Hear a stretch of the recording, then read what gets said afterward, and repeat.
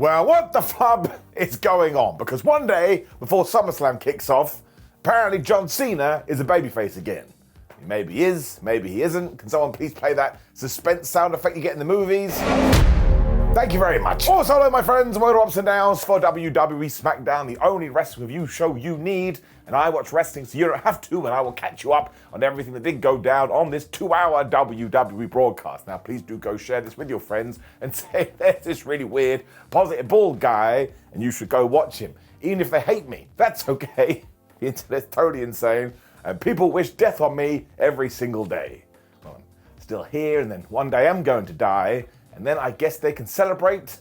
That's a morbid way to start the show. But yes, at the start of SmackDown, John Cena walked to the ring. He still got his over-the-top, oh my gosh, 17-time entrance kind of a deal. When he went to speak on the microphone and Cody Rhodes came out, and Cody's big plan was to stand there and listen.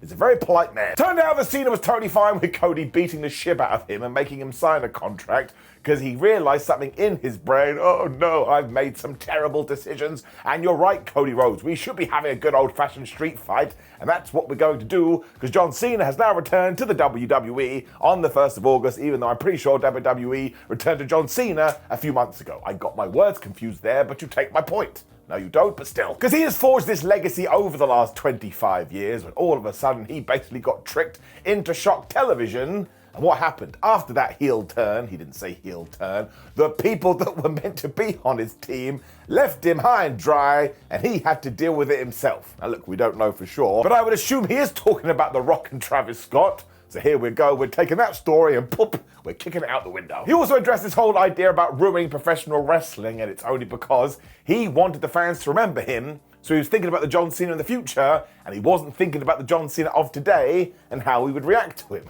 The truth is, everybody loves you anyway, John. But you know the deal. When he goes off like this, he is one of the best promos ever. It's why people call him the GOAT. He carried on by being a super good guy and saying, well, we don't know who's going to leave SummerSlam as the WWE champion, but it's the fans that will win, and nothing would make me happier than that. When he dropped his whole, you want some, come get some, and the champ is here lines, and Cody Rhodes was smiling at him as if he just realized, oh my gosh, John Cena is Santa Claus. And this was totally wild like a Pokemon, and Cody then didn't say anything, and he got some beers, and these two did a whole cheers, and they clunked them together, and they had a big drink. Now listen, Cody Rhodes was super happy, John Cena was all passionate, and we left this segment with the idea that come SummerSlam Night 2 in the main event, the street fight is just going to be a good old-fashioned hoss fight between people that want to find out who is the best. Now here's the reason I hope it's not a trick, even though I'd be totally mad if WWE did this so fast. Cody Rhodes is going to look like an absolute moron if John Cena just goes ding, ding, ding and whips him right into the balls. Now that could happen. Right now we don't know. But that's actually why I think, at least on this day, it was a really smart thing to do because WWE has got me. This side of me believes John Cena has gone babyface, and this side, my cynical nerd side, it's like, you can't do a 180 that fast. And once again, you're going to make Cody Rhodes look like a moron. Also, you have the fact that I still believe John Cena was meant to be a babyface coming out of SummerSlam. So if he does a trick turn here, and then you want to do the proper turn within the next few weeks, well, you're just making it harder for yourself. It's like wanting to eat a pizza and buying a burger instead. What are you doing? Now, the other way you can look at it is that maybe John Cena is about to lose the title and he's just gone, look, can I do this while doing my old shtick? And then point B to all of this is Seth Rollins does cash in, but he's not cashing in on Punk, he's not cashing in on Gunther, he's cashing in on Cena or Cody Rhodes, or maybe he even makes that a triple threat, because we talked about this a few weeks ago. It kind of felt like to me that if John Cena did go babyface, the real people he should be feuding with is Seth Rollins' group, and maybe his final match is against Seth, or maybe it's against Bron Breakker. Because if there's anyone in the history of wrestling that is going to want to put a young guy over, it's probably Mr. John. Because even though this was done in fast forward, we did have Cody Rhodes kick his ass a couple of weeks ago and sign that deal. And by the way, the match is official, so now within WWE law, you're allowed to do that and nobody cares. So there is justification. I need to see what Seth Rollins is going to do. But either way, to get me this intrigued about a storyline and take a massive match and kind of climb up the ladder, I'm giving it an up. May change my mind if he is putting the wool over our eyes. But at the same time, why the flub not, man? You know my old catchphrase, if we are going to get 52 weeks of television a year, try something. If it sucks, we just go shrug emoji and we do move on. We're just seeing John Cena go all crazy with his promo. Well, it was delicious, to be honest. Never say delicious unless you're talking about food. And even then, it's a horrible word. Somebody slap me. Thank you very much. Up. We then saw that Drew McIntyre and Logan Paul had attacked Jelly Roll when he was training, because they are a couple of assholes, when the Women's US Championship was actually on the line. I mean, it must be Christmas. There was also Giulia versus Zelina Vega, and here is the deal. This was a super solid, enjoyable match, so we have to use it as a platform. We have to get Giulia a proper feud, so this championship can finally actually mean something. All WWE needs to do is look what they did with the Intercontinental title on Mondays and copy and paste it here. I mean, you had Kiana James on the outside with Giulia, but she didn't do anything really either. It was just, can I beat you or can I beat you? At one point, Giulia even hit her Northern Lights bomb, but Zelina Vega kicked out and this crowd couldn't believe it. So the seed is there. People do believe, but now you actually have to do something and not just random skits in the back. Now, of course, there was no jeopardy in this match whatsoever because Zelina Vega was never going to win that championship back, which is also why she got that big 1-2 kick out, and eventually Giulia hit another Northern Lights bomb and she got the 1-2-3. But the fans were into this. They were chanting good things, and we didn't even do anything crazy. So we can't start doing some crazy stuff or introducing, you know, a story or a narrative. The potential is there. So I am going to give it an up, but I'm also scared. It's like watching a horror movie. I mean, before this, everything just stopped for about 3 weeks. So let's get through SummerSlam, let's get to next week's SmackDown, and let's go absolutely nuts. Michael Keaton was right. So Dakota then responded to the idea that the reason a steel cage was above the ring tonight is because he had chosen to. And he was like, nope, I didn't do this. All I want to see is Tonga, who is tall, by the way, whoop Jimmy Uso's ass later. And if you believe this, give me a call. I have a wonderful pyramid scheme to tell you about. When? I'm not kidding. We had a AAA tag team title match. I was looking under the sofa going, where did that come from?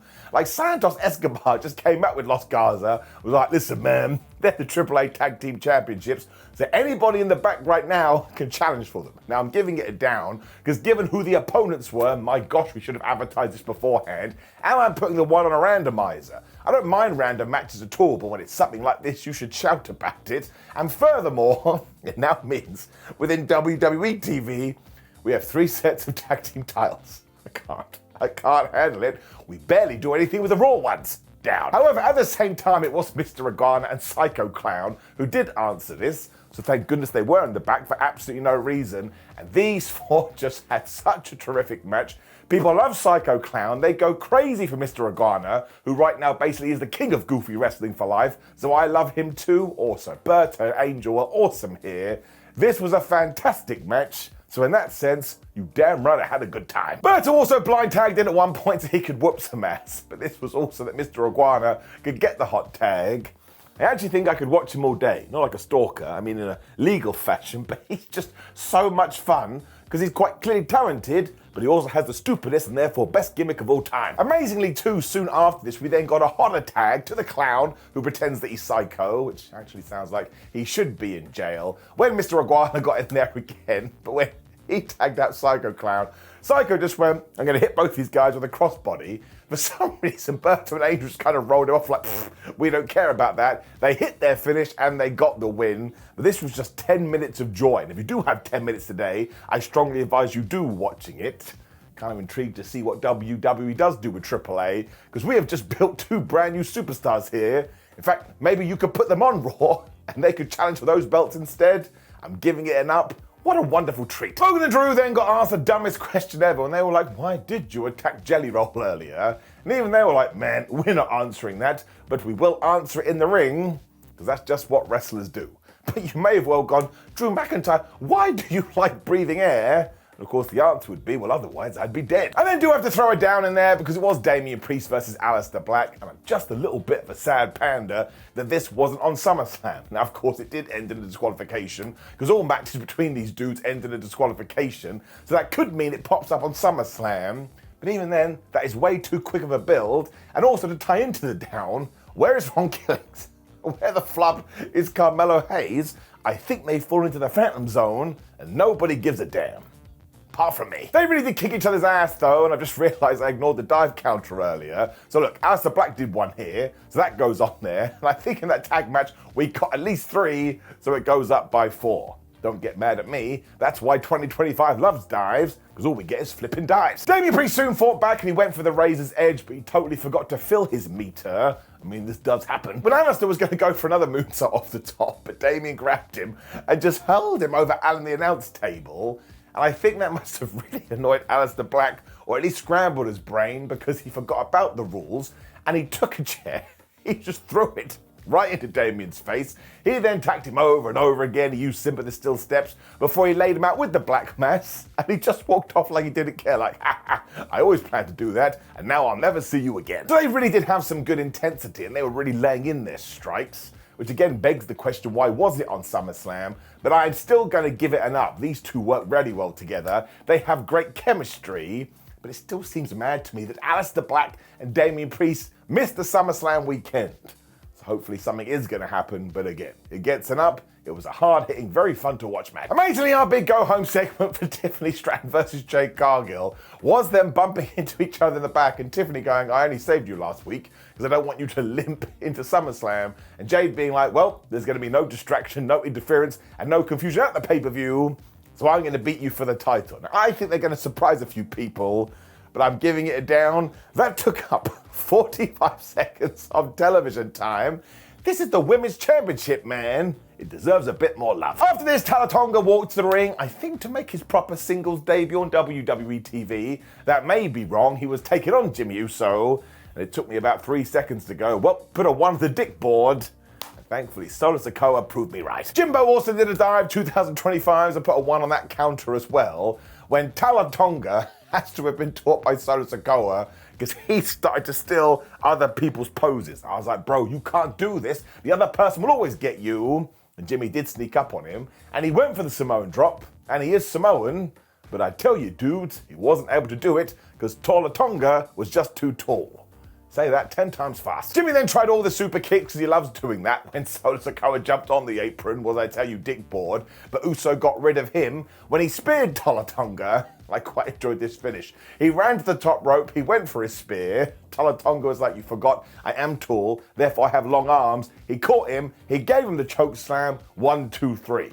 So that was basically a clean victory. I mean, Solo Sikoa didn't do anything. I think we're about to give Talla a push. Of course, the steel cage then started to come down as Solo Sikoa and the MFTs beat up Jimmy Uso. But this was kind of cool because before it reached the ground, Jacob Fatu ran in. He did get in there and he just whooped everybody's butt. Solo sold this like he'd seen a ghost as well and legged it, meaning it was JC Mateo and Tangaloa that took a lot of this.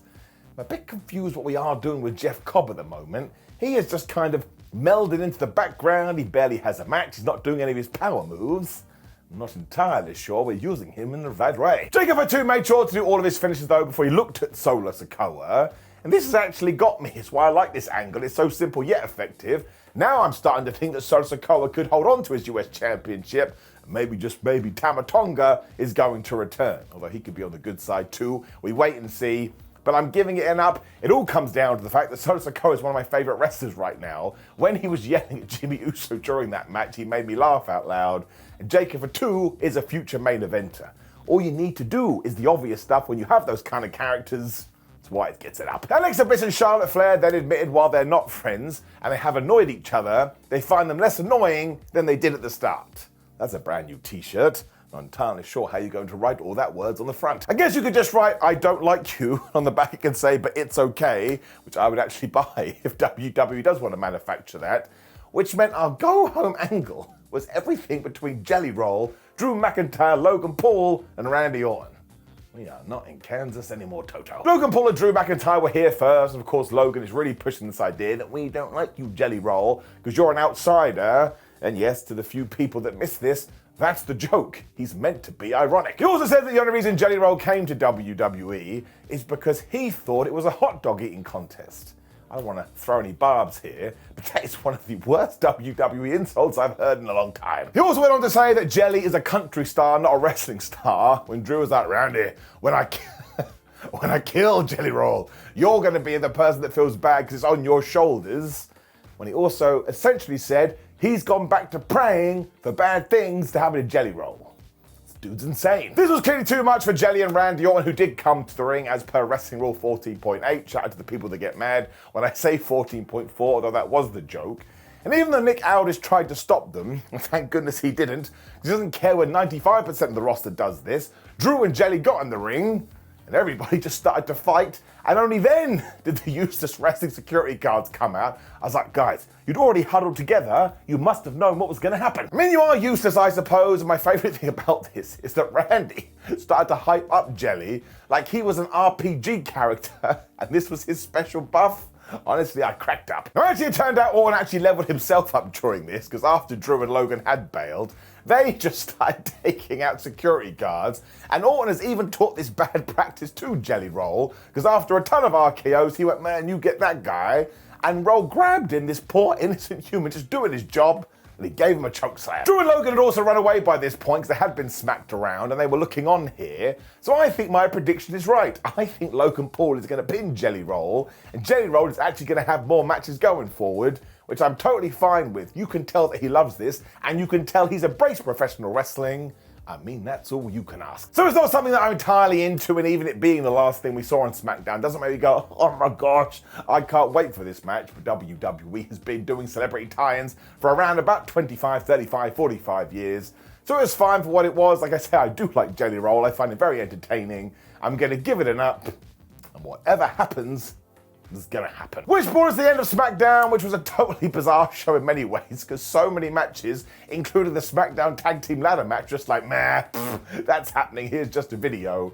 But I am gonna give it an up for the John Cena promo, and it did get me pumped for SummerSlam, which is the idea. But now let me know what you thought about this show in the comments below. Like the video, share the video, and subscribe. Keep the video on the screen for ups and downs for Monday Night Raw, and otherwise, we will be the best of friends this weekend as I continue to review those SummerSlam shows. I'll see you then, guys. Take care, and I love you.